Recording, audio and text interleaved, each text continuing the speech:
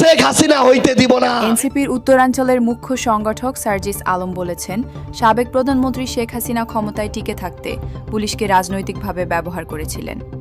তিনি আইনশৃঙ্খলা বাহিনীকে পেশাদারিত্ব বজায় রেখে জনগণের আস্থা পুনরুদ্ধারের আহ্বান জানান। টাঙ্গাইলের কালিহাতীতে জুলাই সনদ বাস্তবায়নের দাবিতে আয়োজিত পদযাত্রা শেষে তিনি বলেন, ভবিষ্যতে কোনো প্রধানমন্ত্রী যেন ক্ষমতার অপব্যবহার করতে না পারেন, সে পরিবেশ গড়ে তুলতে হবে। তিনি আরও বলেন, কোনো দলের নেতাকর্মী চাঁদাবাজি, সিন্ডিকেট, মাদক ব্যবসা বা সাধারণ মানুষের ওপর নির্যাতনের সঙ্গে জড়িত থাকলে তার রাজনৈতিক দায়ও দলের শীর্ষ নেতৃত্বকে নিতে হবে। সার্জিস আলমের ভাষায়, অতীতে যেমন সব দোষ অন্যদের ওপর চাপিয়ে একজন নেতাকে দায়মুক্ত রাখা হতো, ভবিষ্যতে সেই সংস্কৃতির পুনরাবৃত্তি হতে দেওয়া হবে না। শেখ হাসিনার আমলে একটা রোগ ছিল, সবাই খারাপ কিন্তু শেখ হাসিনা ভালো।